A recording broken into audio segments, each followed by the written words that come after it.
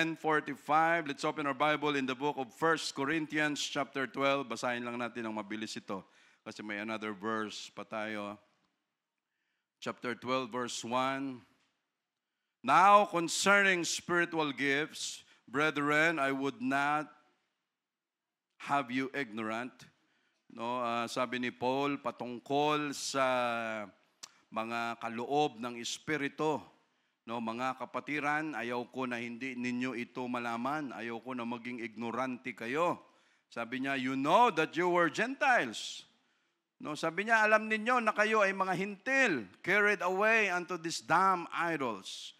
No, sabi niya, kayo, mga hintil kayo dati, mahilig kayo sa mga Diyos-Diyusan, iniligaw kayo ng mga Diyos-Diyusan na yan, diyan nyo nilagay ang inyong mga pananampalataya, even as you were led. No, verse 3, wherefore I give you to understand, no, hinasabi ko sa inyo para ito ay inyong maunawaan, maintindihan, that no man speaking by the Spirit of God calleth Jesus a curse. No, walang sino mang tao ang nagsasalita no, sa pamamagitan ng Espiritu ng Diyos na si Kristo ay a curse o itinakwil, sinumpa. And that no man can say that Jesus is the Lord but by the Holy Ghost. No, walang sino mang tao na pwede rin magsabi na si Jesus ay ang Panginoon kung hindi sa pamamagitan ng banal na Espiritu. Verse 4, now there are diversities of gifts but the same Spirit. No, mayroong iba-ibang kaloob, no, gift ang Diyos, but the same Spirit or iisang Espiritu. And that is the Holy Ghost and that is Jesus Christ. And there are different of administrations but the same Lord. Sabi niya, iba-ibang pangasiwaan, administration, management, sabi niya, pero iisa lang din ang Panginoon. And there are diversities of operations. No, iba-ibang paggawa, iba-ibang workings, but it is the same God which worketh all in all. At may isang Diyos pa rin na nagtatrabaho, gumagawa ng lahat ng ito. But the manifestation of the Spirit, ang pagpapahayag ng Espiritu is given to every man to profit withal. No, ang pagpapahayag ng banal na Espiritu ay ibinibigay sa bawat tao no, para mapakinabangan ng lahat. Verse 8, for to one is given by the Spirit the word of wisdom. Shall we pray for a while? Lord, again, we are so thankful for protecting us all throughout the week. Thank you, Lord, for keeping us safe from the earthquake. Thank you, Jesus, sa pagmamahal mo sa amin, sa pagprotekta, for healing us, at sa patuloy nagpapagaling sa aming lahat, Lord. Thank you so much for your goodness, for your mercy, for your grace, and thank you for the outpouring of the Holy Ghost. Lord, we pray na yung mga kabataang ito ay mahalin ang Holy Ghost na natanggap nila at makita nila ang direction na kung saan mo sila gustong dalhin, mai-guide mo sila, Lord Jesus. And Lord, thank you for blessing the church, for blessing sa mga gawain natin. Lord, all the glory ay lahat ng yan ay sa iyo, Lord Jesus. Lord, bless your word this morning and this afternoon. Continue to bless our services. Lord, thank you for giving us this beautiful place. We love you, Lord. Be with us. We cannot do this alone. With all humility, in Jesus' name. Amen. Now, verse 8, for to one is given by the Spirit the word of wisdom. No? Yung isa binigyan ng sa pamamagitan ng Espiritu ng karunungan. No, to another the word of knowledge. No, yung isa ay binigyan ng kaalaman. No, yung isa wisdom, karunungan, yung isa kaalaman, knowledge. No, sa isang Espiritu. To another faith by the same Spirit. Yung isa naman ay kaloob o gift of faith, no, sa isang Espiritu. To another the gifts of healing by the same Spirit. No, mayroon kang gift na pag pinag-pray over mo yung tao, gumagaling. To another the working of miracles. No, yung iba naman ay sa pamamagitan ng paggawa ng mga himala.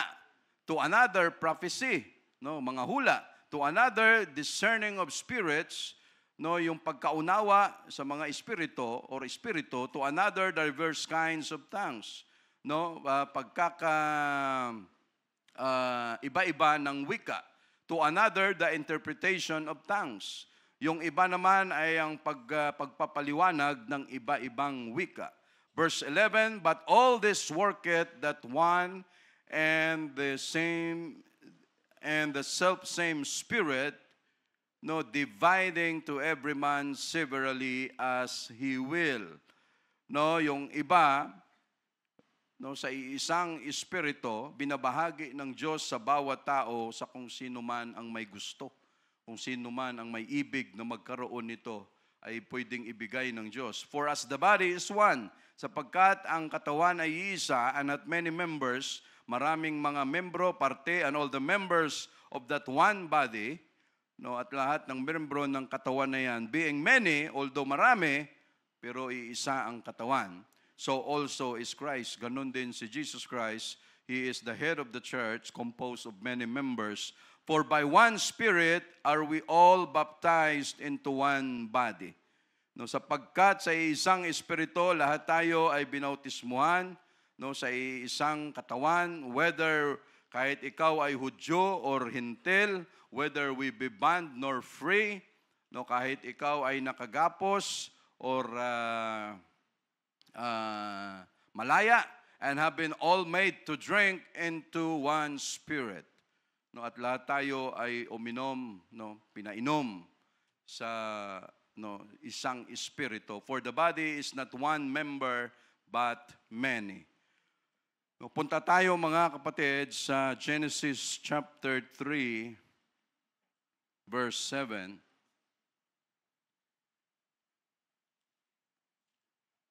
Chapter 3 verse 7.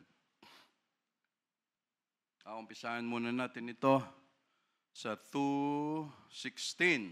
Okay, and the Lord God commanded the man, saying, of every tree of the garden thou mayest freely eat.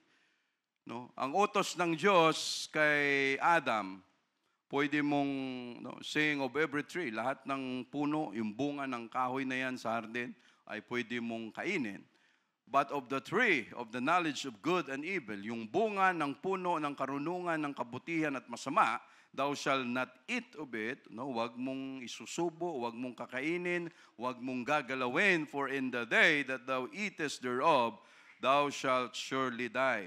Sa araw na ito ay iyong gagalawin, iyong kakainin, ikaw ay mamamatay. No, sino ang nag-utos sa kanya? Ang Diyos, ang creator niya, at walang ibang boses doon sa panahon na yon. No, verse 25, and they were both naked, the man and his wife, and were not ashamed. Pareho silang nakahubad, pero hindi sila nahiya sa isa't isa.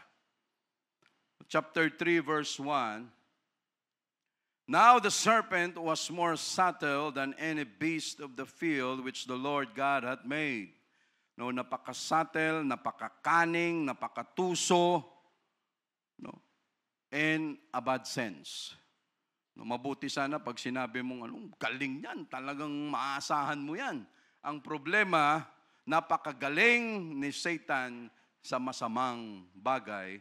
So just like the serpent, no, mayroon silang, no, silang dalawa ang nag-connive, ang nag-usap, no, pumayag naman ang serpent, no, of the field which the Lord hath made, and he said unto the woman, yeah, hath God said, ye shall not eat of every tree of the garden? No. Totoo ba na sinabi ng Diyos na hindi nyo pwedeng kainin ang bunga ng, no, yung puno, no, ng hardin? And the woman said unto the serpent, we may eat of the fruit of the trees, na pwede namin kainin yung bunga ng mga puno na yan sa hardin. But of the fruit of the tree which is in the midst of the garden, No, yung bunga ng puno na yon na nasa gitna ng halamanan ng hardin, ng Garden of Eden, no, God had said, you shall not eat of it. No, ang sabi ng Diyos, huwag niyong gagalawin, kakainin, neither shall you touch it, kahit inyo lang gagalawin, lest you die. No, baka kayo ay mamatay o kayo mamatay pag ginalaw niyo yan. And the serpent said unto the woman, you shall not surely die. No? Hindi kayo mamamatay. No? Parang siyang nagbigay ng instruction sa dalawa, no? Parang siya nagbigay kay kay Adam ng instruction. Hindi. Galawin nyo, hindi kayo mamamatay. Walang mangyayari dyan sa inyo, ako bala. No? Kaya nyo yan. Hindi. Sinungaling yung nagsabi sa inyo yan. No, tuloy nyo lang. Now, the title of our preaching, Learning the Voice of God. No? Learning the Voice of God or discernment. No? Discernment. No? Or learning the voice of God. Perception or discernment sa Tagalog, pangunawa. No, discernment is one, yung binasa natin kanina, is one of the spiritual gift from God. No, isa sa kaloob ng Diyos spiritually, a spiritual power. No, it's more than just a sense, but a divine direction or compass, a secret ability to interpret what God is doing in our life. Discernment is the ability to judge, ability to distinguish, to perceive things wisely and accurately, especially by understanding subtle differences or complex situations. It involves keen perception, sharp understanding, and the power to make smart and insightful judgments based on a careful consideration. Sa panahon natin ngayon, mga kapatid, ang paligid natin punong-puno ng iba't ibang klaseng voices. Voices o boses. No, punong-puno ng ingay, punong-puno ng opinion, punong-puno ng suggestions, punong-puno ng technologies, punong-puno ng cellphones, punong-puno ng music, media reports, politics, family issues, work problems, work schedules, in a busy world we are living in. Are we still listening or hearing the voice of God? Mayroon pa ba tayong panahon na sensitive pa tayo sa pakikinig ng salita ng Diyos? Or tayo ba ay mayroon pang senses na, ay Lord, ikaw pala yun? No? Nagagawa pa ba natin yan? Are we still listening? Are we still hearing the voice of God? No, not in audible voice, but sometimes and many times in silence. No?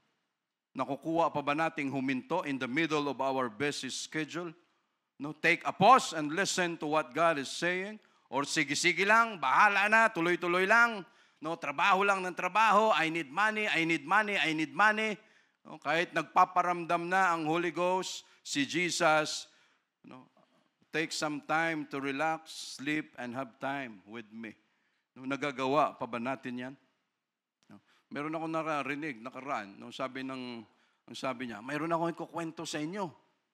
No, sabi nung kaibigan ko, pagdating niya ng 65 years old, marami na daw siyang naipon na pera at gagala na daw siya, iikot na daw siya sa iba-ibang lugar no, pag nag-retired na siya.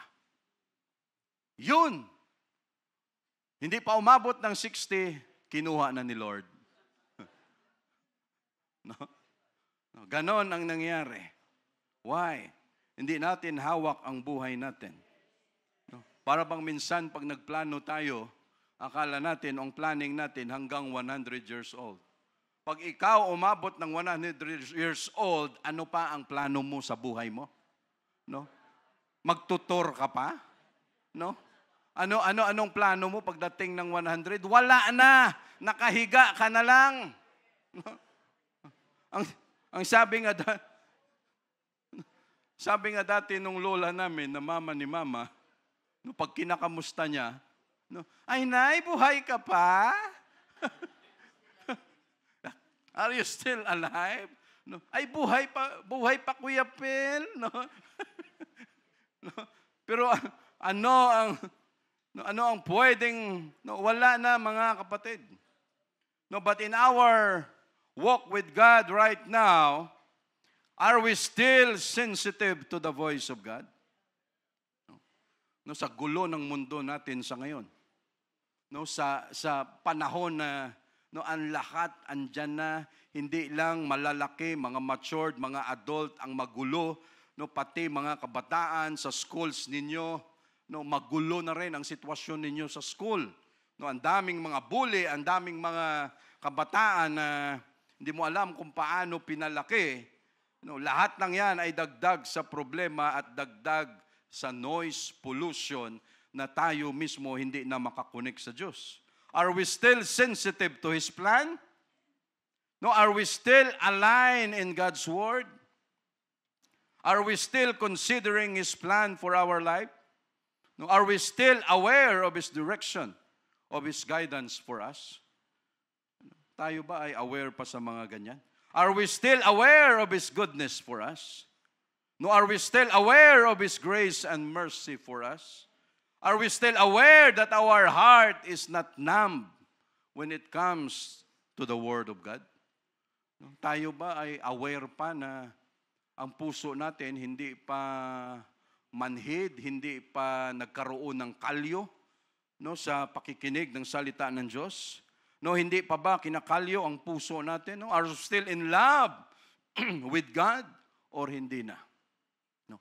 Yung init na naramdaman natin nung tayo nakareceive ng Holy Ghost, andyan pa ba yan? No, or wala na?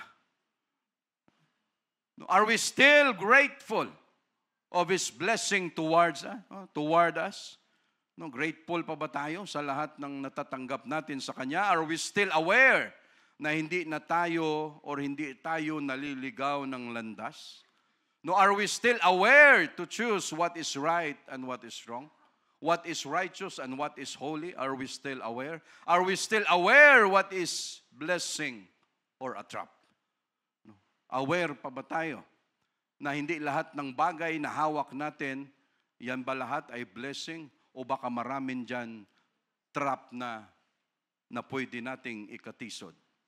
Are we still aware if it's the voice of God or is it the voice of the world or the voice of Satan? Are we still aware that God works in silence?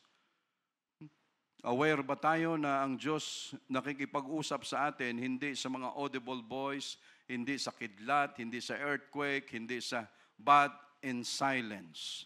Are we still aware that God works in delays? Na ang Diyos natin ay nagtatrabaho sa mga delays na akala natin ay delays? Are we still aware that God works in interruption? Na ang Diyos natin ay nagtatrabaho sa pamamagitan ng pag-interrupt sa atin? Ang Diyos ba nakakasingit pa sa schedule natin? O hindi na? God always works not in the loudest moment, but in a gentle way.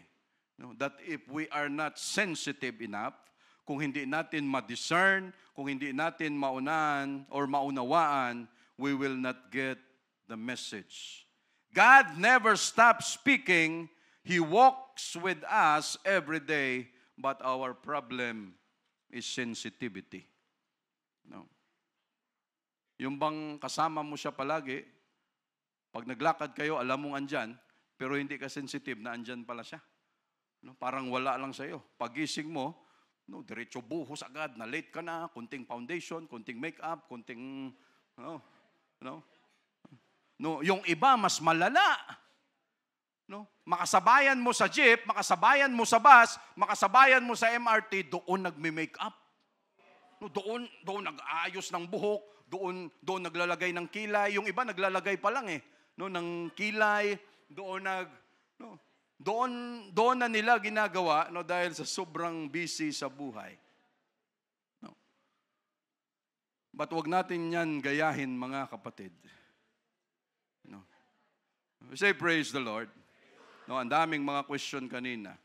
But dito sa Genesis na binasa natin, no, diretso tayo sa verse 6. No.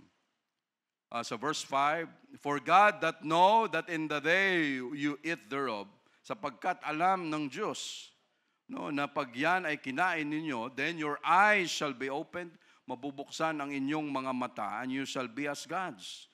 No, magiging kagaya niya kayo, na parang Diyos din, knowing good and evil. Ang ganda pakinggan, di ba? No? Kung ano ang alam ng Diyos, malalaman nyo na rin.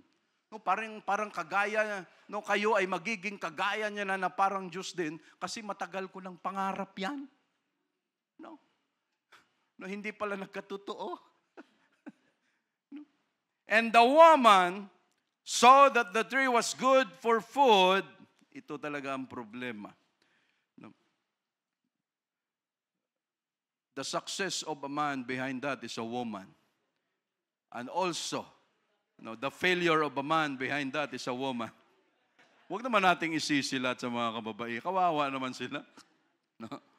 No, and the woman saw that the tree was good for food. Wala na bang ibang pagkain sa harden? Ano ang sabi ng Diyos? Lahat ng pagkain ng prutas niyan, kung may gulay pa man, diyan sa gitna ng harden, lahat pwede niyong kainin except sa isang puno na yan. Sa dami ng pinrovide ng Diyos, hindi ka pa makontento. Tapos yung bagay na hindi dapat, gagalawin mo pa. No? Ay Lord, parang iba kasi ito eh. God provided everything for our needs, tapos hindi pa tayo makontento, and we look for another, mas maganda ito. Ngayon ko lang na ito, kasi may nagsuggest sa akin, mas maganda daw ang trabaho doon. Pag doon ako lumipat, yung pangarap ko na house and lot, 1 taon lang, solve ka agad. May nagsabi sa akin, mas maganda doon. Kasi yung dito na pinrovide ng Diyos, no, sakto lang hanggang rapture, hindi man lang ako maka-enjoy. No? Wala man lang pasubra. No? Sakto lang lagi. No? Hindi tayo makontento, that is why nabuksan ang isip, no? Yung malinis na kaisipan nagkaroon ng malisya, and that it was pleasant to the eyes, no, lust of the flesh, lust of the eyes, and the pride of life. It was pleasant to the eyes. Maganda pala sa mata ito. No? And a tree to be desired to make one wise. No, itong puno na ito na ang lahat ng tao ay magdi-desire dahil siya ay magiging marunong, madunong. She took of the fruit thereof and did eat, and gave also unto her husband with her, and he did eat. No, it was pleasant to the eyes. Why? Dati naman hindi mo naisip yan. Dati naman hindi mo narinig yan. Dati naman wala kang ganong thinking. But because may somebody na nagsabi sa iyo at nagulo na ang iyong prinsipyo, pagkatao sa buhay, no, ano kaya ang gagawin ko? No. Alam niyo sino ba yung nagkwento? Basta may narinig ako dati na nagkwento, hindi ko na maalala. No, isang preacher din sa US na mga old-time preachers na namatay na nga sa katandaan. No, ang sabi niya dati, during the 1940s, mayroong isang company ng insurance company na inalok sa kanya. Sabi niya, you will be the president of the company. At during that time, mga 1942, sabi niya, ang sweldo mo sa isang taon, I'll give you $60,000. Imagine, that was 1942. No, $60,000. Nung sinabihan siya niyan, mayroon na siyang hawak na simbahan. No. Hindi na siya makatulog. No. Ano na? Yung buhay niya na matino, yung nakafocus sa gawain, naggulo na ngayon. 60,000. No. Ano kayang gagawin ko dito? Ang laki nito, 60,000 during that time. No. Ang gulo-gulo na siya, hindi na siya makafocus sa kanyang gawain dahil wala siyang nakita kung hindi 60,000. And one day, hindi niya nakaya, kinuwento niya sa misis niya, sabi niya sa misis niya, no, somebody told me, ganitong trabaho, nag-offer sa akin 60,000, no, ang laki nito, what should I do? Sabi ng misis niya, pag kinuha mo yung trabaho na yan, I will not respect you anymore. Sabi niya, the answer is done. No. Sabi niya, I know the answer already. No. Sabi niya, pag kinuha mo yan, hindi kita re-respetuhin. No, why? No. Kaya minsan maganda ikwento natin, ano? Ikwento mo doon sa hindi chismoso. No? Ikwento mo doon sa pwedeng makatulong. Ikwento mo sa Diyos. Why, mga kapatid? All these things, you think it's an opportunity, but it's a deception. No. Hidden sa magagandang mga offering na pwedeng ibigay. No, wala naman dati, but because somebody na nagsabi, oh maganda yan, kainin nyo, magiging okay kayo, magiging ano kayo dyan. Lahat ng klase ng suggestion, and with walang kung anumang iniisip, kumuha si Eve, binigay kay Adam, maganda ito, partner tayo dito. Para kung magalit man ng Diyos, dalawa tayo. No? Kain ka, pareho tayo. So ano ang nangyari, mga kapatid? Kumain sila, at pagkatapos nilang kumain sa verse 7, and the eyes of them were both opened, and they knew that they were naked. Satan used the Word of God, but to distort the Word of God. Yung simpleng paglagay lang ng not or not, you shall not surely die. And the eyes of them both were opened, and they knew that they were naked. Yung binasa natin kanina, ano ang sabi dyan? And the man and his wife were not ashamed, kahit sila ay naked. Pero nung sila, pinakialaman na nila ang bunga na ito, ano ang nangyari? Their eyes were opened at nakita nila na sila ay hubad na. When there is sin, there is shame. No, pag may kasalanan, may kahihiyan o nahihiya ka. No? Pero pag wala kang kasalanan, there's nothing to worry, there's nothing to be ashamed. No? Ano ang nangyari, mga kapatid? No, and they sewed fig leaves together and made themselves aprons. Nagtahi-tahi sila ng mga dahon ng fig leaves. No, pagkatapos nilagay nila as aprons, ibig sabihin yung harap lang. Ang apron ba sa likuran may cover? Wala, di ba? No. So pag apron, harap lang. No, so bahala na yung likuran. Ano yung mga igurot? No, mga bahag lang yung, no? So okay na ito, importante matakpan. But before they were innocent, but before na hindi pa pumapasok ang kasalanan, okay lahat. Pag ang tao malinis ang kaisipan, pag ang tao walang kasalanan, di ba maayos lahat? No. Pero pag ang tao, no, from excitement to hear. No. Ito, basahin natin. And they heard the voice of the Lord God walking in the garden in the cool of the day. No. Narinig nila ang boses ng Diyos, no, na naglalakad sa hardin o lumalakad sa hardin, no, sa kulimlim ng araw. And Adam and his wife hid themselves from the presence of the Lord God amongst the trees of the garden. From excitement to hear the voice of the Creator, now they turn to fear because of sin. Dati, pag tumatawag ang Panginoon sa kanila, ay, andyan na si Jesus, o andyan na ang Panginoon. No. Ang ganda ng pakiramdam mo dahil wala kang nakumit na kasalanan. Excited ka pumunta sa church because you have no sin. Pero anong pakiramdam natin pag gumawa tayo ng kalukuhan sa labas? Pagdating mo rito, papasok ka pa lang, sana walang nakaalam ng ginawa ko. Baka bigla akong tawagin. No, baka may nakaalam. No, from excitement turns to fear. No, nahihiya ka na. No, because pumasok na ang kasalanan. And when there is sin, there is confusion. Mako-confuse ka na ngayon. Entered because of fear. No, discernment is recognizing who is speaking, who is giving the message. Dati, mga kapatid, isa lang ang boses na naririnig ni Adam and Eve. Every time sila ay pa-enjoy, hindi nagtatanim, hindi nag-ano. Pag nagutom, kuha ka lang ng bunga, kuha ng gulay, lahat. Wala kang dapat gawin, sarap ng buhay. At from time to time, Adam, kamusta? Lord, the best. You're the best. Okay.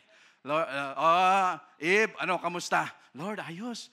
No, ganda ng pinrepare mo sa amin. Okay lahat, pati yung temperature, okay. Kahit wala kaming damit, hindi mainit, hindi malamig. Lord, perfect. No, okay lahat. No, walang problema. They only hearing just one voice. No.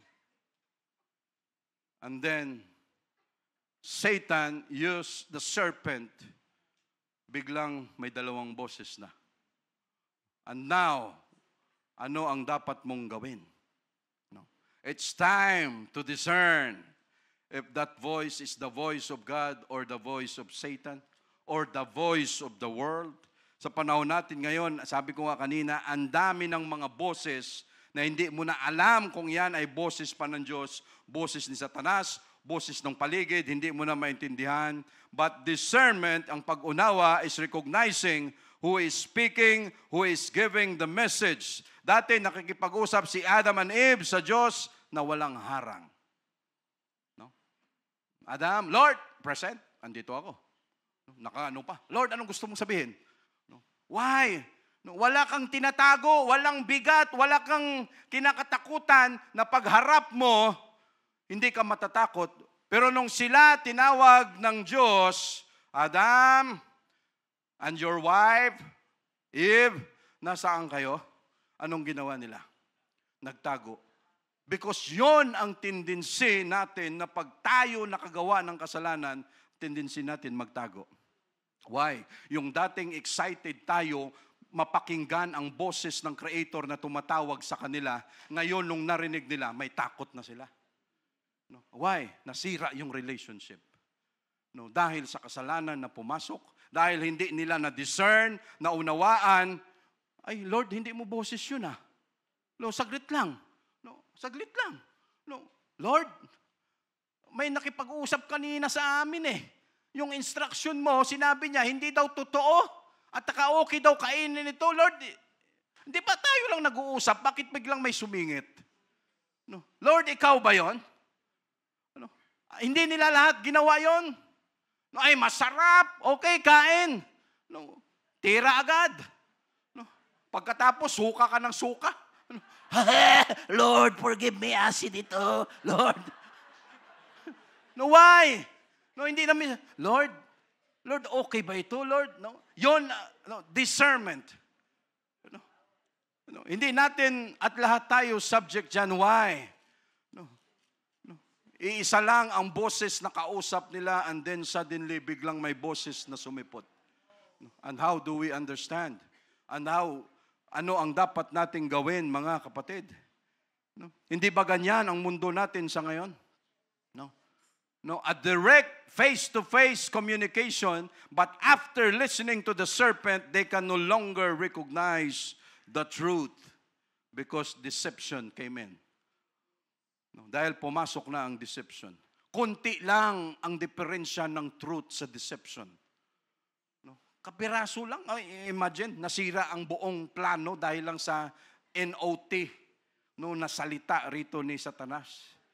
Hindi ba ganyan ang mundo natin sa ngayon? After you have received the Holy Ghost, after you have experienced the goodness of God, His grace and His mercy, biglang may kakausap sa'yo, baka hindi naman Holy Ghost yung na-receive mo.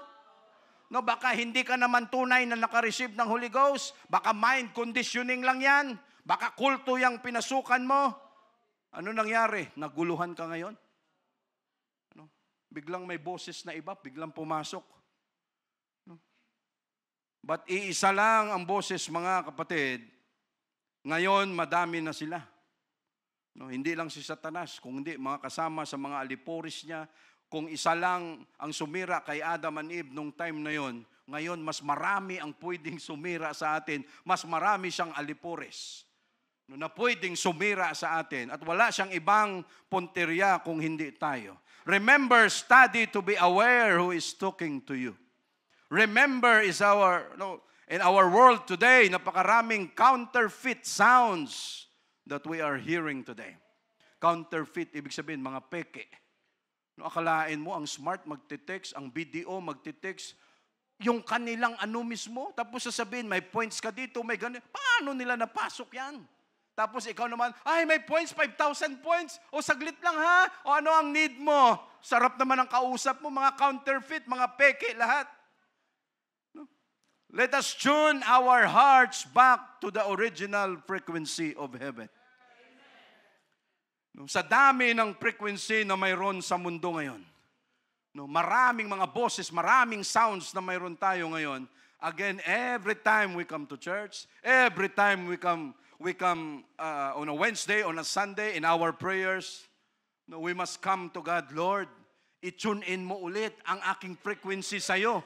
No, because that is the only way na malaman ko so I can discern, aking maunawaan na iyon ay boses mo at hindi mga peke na boses, Panginoon. You know, remember that today deception or trap lies in opportunities, no, in feelings, in emotions, no, especially in our religion today. No? No, yung deception, yung trap, no, again, akala natin maganda, opportunities, but it was a deception, it was a trap. No, na kung hindi tayo very keen sa pag-aaral, Lord, part pa ba ng plano mo ito? No, our discernment begins in intimacy. Paano natin malaman or paano natin maunawaan ang mga galaw, ang gamay ng Diyos, mga kapatid? Of course, no, our discernment or yung pagkaunawa mag-uumpisa sa relationship natin sa Diyos. Instead na magtago si Adam and Eve dahil sa kanilang kasalanan, no, nagtago pa sila, nag-cover pa sila.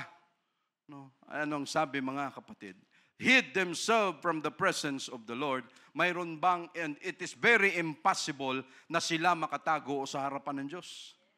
Ang Diyos lahat naglikha noon, nakagawa sila ng kasalanan, tapos ang gusto nila magtago, akala nila kaya nila. No, hindi mangyayari yon. Ano ang sabi ni David? Sabi niya, Lord, saan ba banda makikita yun? Nakalimutan. Psalms 139, daanan natin saglit. Pasuyo, Brother Roman. Verse 7. Ano ang sabi ni David? 139, whither shall I go from thy spirit? No, saan ako pupunta? Sa iyong espiritu, or whether shall I flee from thy presence? No, saan ako magtatago mula sa iyong presensya? Verse 8, no, if I ascend up into heaven, sabi niya, kahit ako pumunta doon, umakyat ako sa langit, sabi niya, andun ka. No, if I make my bed in hell, no, kung ako ay maglagay man ng higaan doon sa impyerno, sabi niya, behold, thou art there. No, sabi niya, saan ako magtatago? No, pag ako ay may kasalanan, saan ako pupunta? Wala. Pero si Adam and Eve, they were trying na sila ay makahid, ay makahide, makatago sa harapan ng Diyos. No, may sinare nga kanina si Brother Ed. Sabi ni Brother Ed, Brother, may narinig ako. So sinabi niya rin sa amin, kaya narinig na rin namin. No. Sabi niya, going to heaven is just like hell. But going to hell is just like heaven. Totoo naman, di ba? Pag gusto mong pumunta sa langit, yung mga pagdadaanan mo, parang sasabihin mo, Lord, hindi patungo sa langit ito. No, ang hirap ha. No? Pero kung gusto mong pumunta sa impyerno, yan, yung feeling na parang kung ano lang gusto mo, no, parang heaven, no, tira lang, it's heaven, no, lahat pwede. No? Lahat ay kalukuhan. No? But again, instead, mga kapatid, no, yun ang problema natin ng mga tao pag tayo may kasalanan. Instead, directly na tayo ay humarap sa Diyos, lumuhod sa Diyos, ano ang nangyayari? We tend to cover ourselves. Cover up. Ang tendency natin magtago. At akala natin makatago tayo sa harapan ng Panginoon. No, dapat humarap na sila kaagad and to restore. Lord, nagkasala kami, may ginalaw kami, hindi na namin inantay na magtatanong ka pa kung sino ang may kasalanan kasi wala kaming maituro. Dalawa lang kami rito eh. No? Partners in crime kami dito. Wala nang iba. Lord, patawarin mo kami. E di tapos. No, wala nang iba pa. No, sa US ngayon, yung isang mega church. Ano yung Pastor Harris po ba yan? Harris mga apelyido nun. No? Ano ba? Robert? O parang ganun. One of the mega church. no, nag-resign, umalis sa kanyang pagiging pastor, no, dahil 40 years ago, no, kinasuhan 40 years ago, bago pa siya maging pastor, he committed something na hindi maganda doon sa isang batang babae, 12 years old. No, after 40 years, no, saka lang siya hinabol, kinorte, ngayon kulong siya, bayad pa siya ng $250,000, pero wala sa kanya yon dahil sa mega church, yung kanyang church mismo. No, pero hinabol pa rin siya, no, because of that sin. No. So again, mga kapatid, our discernment begins in intimacy or our relationship with God. Instead na humingi ng tawad, nag-cover up, don't hide, instead na tayo ay lumapit sa Diyos, pag tayo ay may kasalanan na gawang mali, don't run from God. Huwag tayong tumakbo, papalayo sa Diyos. Kasi pag gano'n ang mangyari, lalo lang tayong masisira ang relationship natin sa Diyos. Our intimacy ay lalong lalayo ang distansya. That is why kung tayo man, mga kapatid, no, may tampo, may kung ano pa man, huwag tayong tumakbo paalis ng church. Tumakbo tayo, lalo papalapit sa church. No, huwag yung papalayo, kasi pag papalayo, wala nang magawa ang Diyos doon. Pero pag papalapit, Lord, gusto kong lumapit sa iyo, may mali ako, but Lord, gusto kong ayusin ang relationship ko sa iyo. Ang Diyos may magagawa, mga kapatid. Isettle natin kaagad kung ano man ang kasalanan niya. Jesus said, the sheep knows the voice of the shepherd. Paano malaman? Dahil ang tupa nakabuo na ng relasyon sa kanyang master, sa kanyang shepherd. Pag narinig niya, mayroon yan. May pinadala nga rin dati Sister Kate. No, yung mga tupa andoon sa field. No, may maraming dumating. Kung sino-sino ang sumigaw sa mga tupa na yon. No, ay! Wala man lang, tuloy-tuloy yung tupa. Isa na namang babae, hey! Wala na namang nangyari. Lahat sila sumigaw, walang nangyari. Maya-maya, yung isa na talagang shepherd ng mga tupa, sabi ng mga tupa, maya-maya, nakapila na, papunta na doon sa master. Why? The sheep knows the voice of the shepherd. No, why? Because intimacy, relationship, in order for us na malaman ang boses, how we can learn the voice of God is to have a relationship with our Jesus. No? Why? Kung may relasyon ka sa isang bagay, sa isang tao, kahit nakapikit, kahit tulog, kahit simpleng tingin lang sa'yo, maunawaan mo na kung ano ang gusto niyang mangyari. No? This is the voice of the shepherd. No? Paano mo malaman? Lord, hindi mo salita yun eh. Hindi ka ganun gumalaw, hindi ka ganun magsalita. No? Sigurado, Lord, yung suggestion na yun, hindi sa'yo yun. Suggestion yun ni Satanas. No? Dahil hindi ka ganyan. Because kilala kita. No? Knows the voice of the shepherd. Alam natin kung ano at kung paano gumalaw ang shepherd natin, mga kapatid. Knows my voice. No? Nakabuo tayo ng relationship sa Diyos. Kilala natin siya. The more that we are here in church, the more that we are listening to His Word, the more that we become familiar to Him and know Him more. The more na andito tayo, the more na nakikilala natin siya, mga kapatid, no, kahit mga hayop. No, kaya pala totoo yung sinabi ni Jesus, no, ang dami.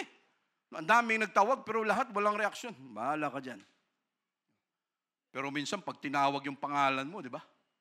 No, no, ganda-ganda. Pasok ka dyan. Pag wala kang kasalanan, pagpasok mo, ay, gusto ko daw makausap, brother. Ay, ganun ba? O, sige, no problem. Anong pag-uusapan? Di ba, saya? Kasi pinatawag ka. Pero pag alam mong parang may kalukuhan kang ginawa sa labas, pag, brother, gusto ka daw makausap. Huh? Lord, hindi ko pa nalood sa YouTube. Tapos pagdating pala, oh brother, kamusta ka? Ay Lord, akala, alam ko na. Warning yon. Parang gustong sabihin sa'yo ng Diyos, warning yon. Sa susunod, alam mo na. No? Pwedeng. No, maraming mga issues, maraming mga situations. No, ang iba, simple lang. Ang iba, looking promising. But what is really the will of God to follow? No, it is by discernment that we know if it's the path of God we should follow, mga kapatid. No, paano natin maraman at matutunan na yun ba ay boses ng Diyos? Yun ba ay guidance ng Diyos? No? We must learn how to filter every voice that we heard. Matuto tayong mag-filter ng bawat boses na naririnig natin and compare it to the voice of our shepherd, and that is the only way that deception will lose its power. No. Pag nalaman na natin, ay Lord, hindi mo boses yun. No, hindi ka ganun magsalita.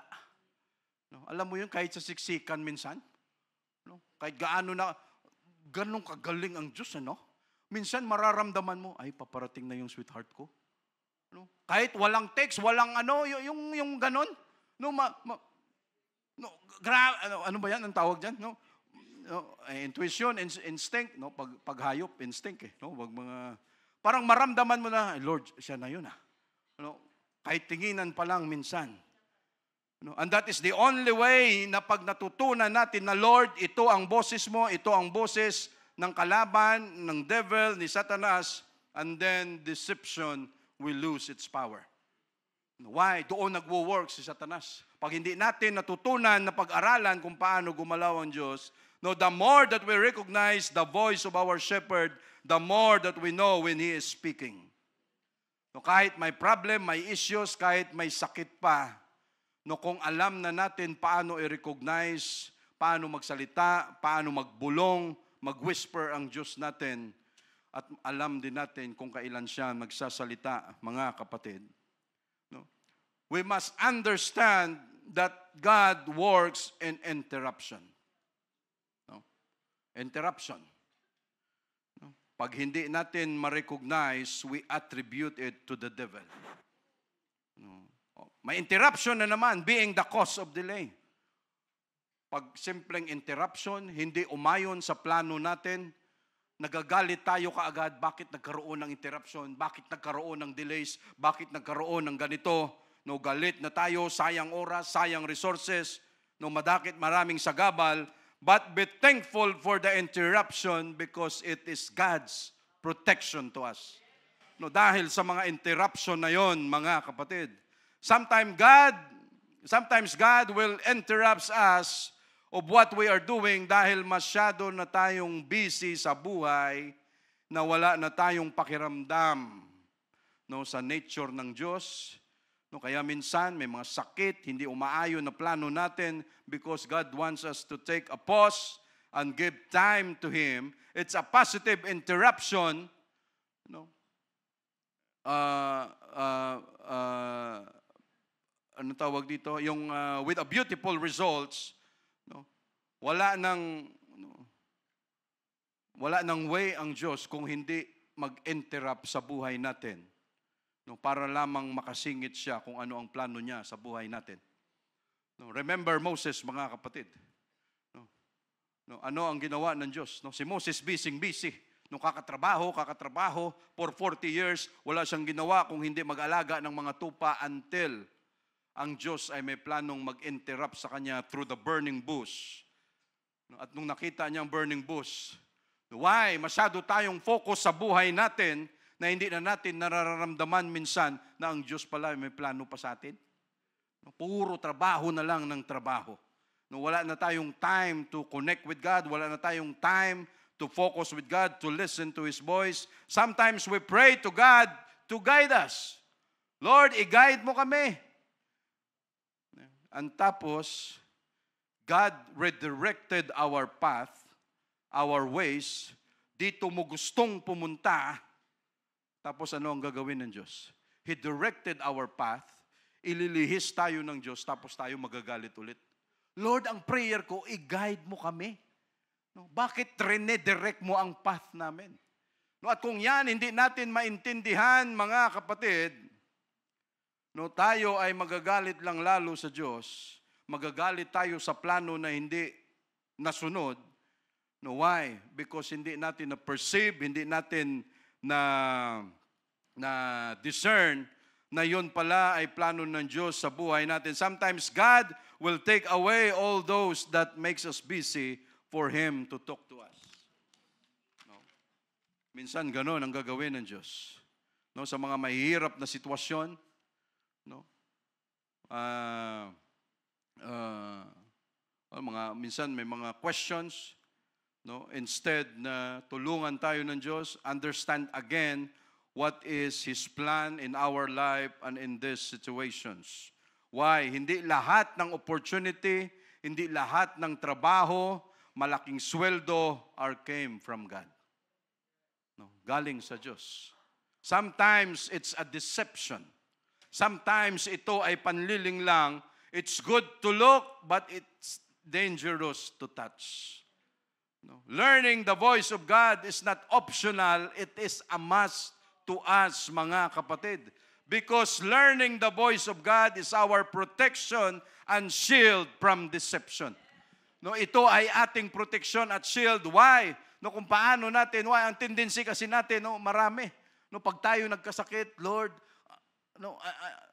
ang tendency natin, bakit ganito? Naisip mo kung may ginawa ka bang masama or anything. Basta every time, pag pangit ang sitwasyon, no, pwede tayong magreklamo, Lord, bakit ganito? Faithful naman ako sa iyo. No! Paano natin ma-discern at makuha na ang Diyos nakikipag-usap sa atin? No, pwede naman ang prayer natin, Lord, help me understand kung ano ang plano mo rito.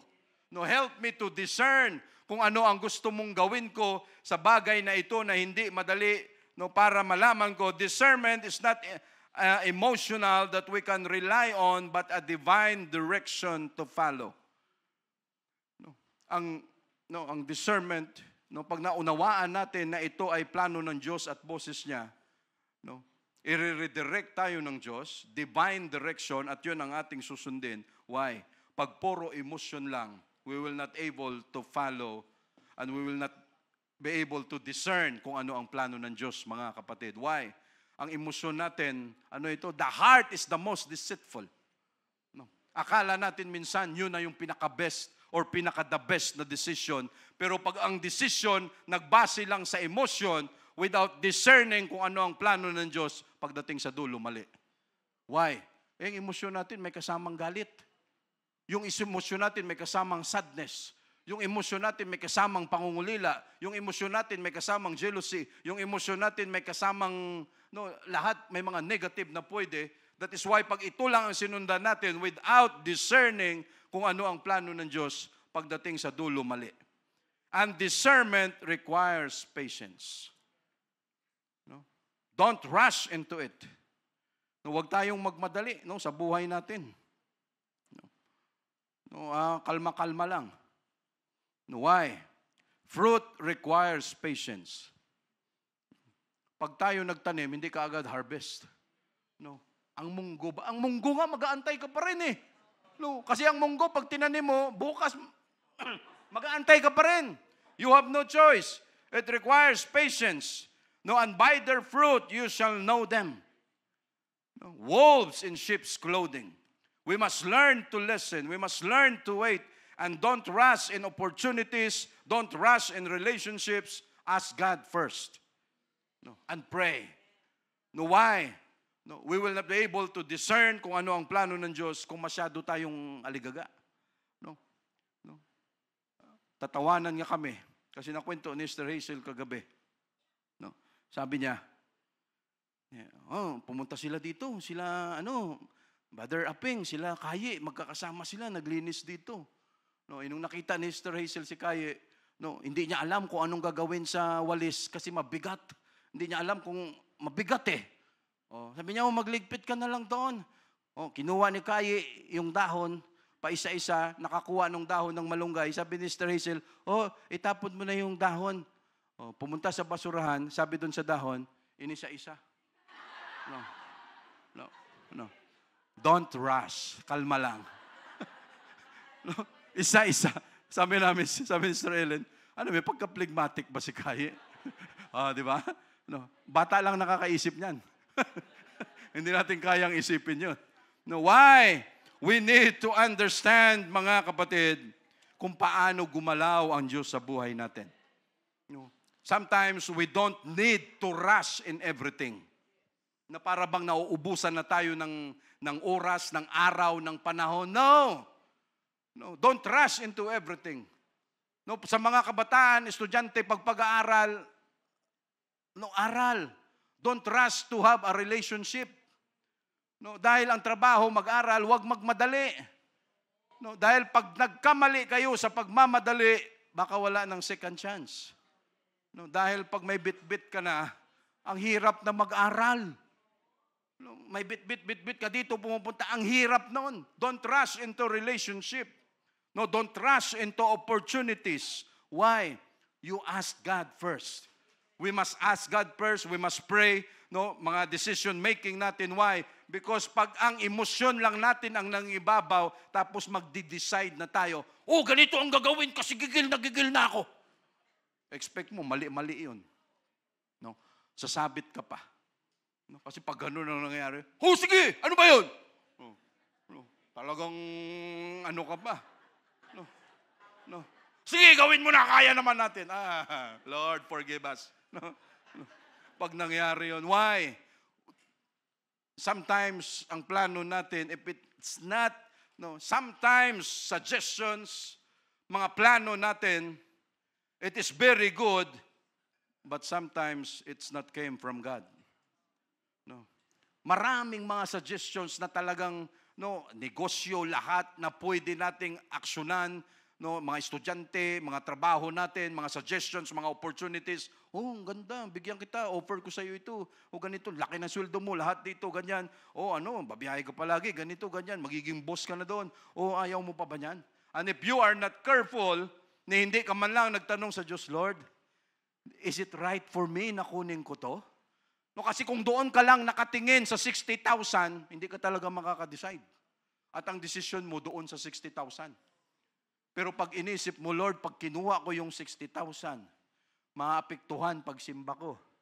Maapektuhan yung mga tao na nakatingin sa akin. Baka hindi na ako palaging makasimba. O lagi na lang akong may promissory note sa iyo. Lord, ganito, ganyan. Lahat pwedeng mangyari if we were not able to discern kung ano ang plano ng Diyos. Hindi lahat ng naririnig natin ay galing sa Diyos. Learn to study, learn, try every spirits, dahil kung lahat yan galing sa Diyos, we end up frustrated. No. Pag galing sa Diyos, maganda kasi ang result niyan maganda. Pag-aralan natin ang gusto because if it came from God, the result will be good. No, maraming mga bagay na narinig natin na it seems good, but again, looks good, but not came from God. It's a deception. Sometimes slow decision is better than rushing or to rush into a decision na hindi na itanong, na konsulta sa Diyos. Small or big issues, we must consult it to God. David, do not rush into the throne. Si David hindi nagmadali sa kanyang trono. Though he was already anointed by God, na siya ang papalit kay King Saul, pero anong ginawa niya? Hindi siya nagmadali. No, he waited and he discerned na yan ay plano ng Diyos. Mayroon siyang opportunity na pwede nang patayin si King Saul nung time na yon para siya na ang uupo sa trono, pero paano niya na-discern? No, sabi niya, ano ko lang anuhin ko lang ng konti yung kanyang damit. No, na para mas sabi niya, nagaling ako rito, so para malaman niya na pwede ko na siyang patayin. Pero nung natanggalan niya ng kunting tela yung damit ni King Saul, anong naramdaman niya? No, there's a prick in his heart. Tama ba yun? No, may naramdaman siyang parang kurot sa kanyang puso. Anong naramdaman niya? That it was discernment na sinasabi ng Diyos sa kanya, huwag mong gawin. No, don't rush into your position. Don't rush into your throne. No, mag-antay ka, and he waited for 13 years para siya maupo sa kanyang pwesto, mga kapatid, bilang hari. No, and also, Joseph, anong nangyari kay Joseph? He waited also for many years para siya ay maging prime minister ng Egypt. No, ano ang sabi? No, God did not prepare the throne for Joseph, but prepare Joseph for the throne. No? Why? No, kasi pag naintindihan natin, mga kapatid, we must be able to understand and learn God's voice in our lives. No, hindi tayo kailangang magmadali. We must do not rush in everything. No, kahit sa ministry natin, nakaramdam ka lang ng kunting pakiramdam, brother, gusto ko na. No, just relax. Pag-aralan mo muna yan. Don't rush. Don't rush into the ministry. Don't rush into the relationship. Don't rush in going marriage or opportunities nang hindi pa napag-aaralan. Nang hindi pa natin nakonsulta sa Diyos, mga kapatid. Why? No, let us always remember, no, yung sitwasyon. Ano ang nangyari sa verse 9? And the Lord God, bilisan lang natin ito, called unto Adam and said unto him, Where art thou? And he said, I heard thy voice was in the garden, and I was afraid because I was naked and I hid myself. Dati naman, ang ganda, walang dapat katakutan, but because sin came in. And he said, Who told thee that thou wast naked? No, thou hast eaten of the tree whereof I commanded thee that thou shouldest not eat. No, siguro may nagbulong sa iyo at pinakinggan mo naman. No, sinong nagsabi sa iyo niyan?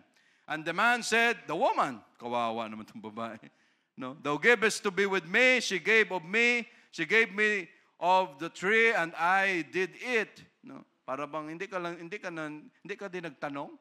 No, andito lang ako, hindi ka lang nagtanong din. And the Lord God said unto the woman, What is this that thou hast done? And the woman said, The serpent beguiled me and I did it. No, naisan ako ng ahas, ng serpent. And the Lord God said unto the serpent, wala nang malingunan yung serpent eh. Lord, ikaw ang naglikha sa akin. Wala na siyang magawa. Because thou hast done this, thou art cursed above all cattle and above yan. Yung ganun na yun nangyari, mga kapatid. But again,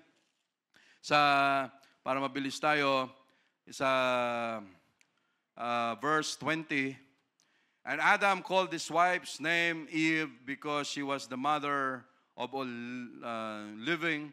Verse 21, And unto Adam also and unto his wife did the Lord God make coats of skin and clothed them. Kita natin, mga kapatid, kung gaano kabuti ang Diyos. No? Nagkasala si Adam and Eve. Gumawa sila ng damit, nagtahi-tahi ng mga dahon, which will lasted only for, pagsuot mo ngayon, kunting gulong mo lang, mamaya sira na eh. No?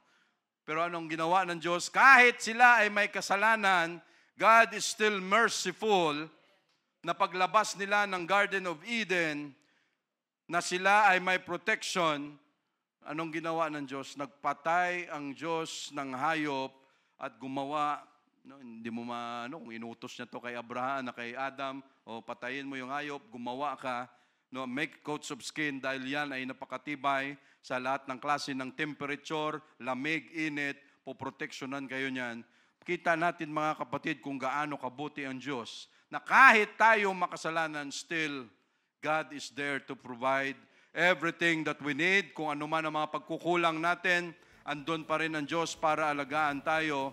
But this, again, ito ay prophecy that the time will come na ganito rin ang mangyayari kay Jesus Christ for the redemption of our soul. So again, let us learn how to discern or learning God's voice. Thank you, Jesus.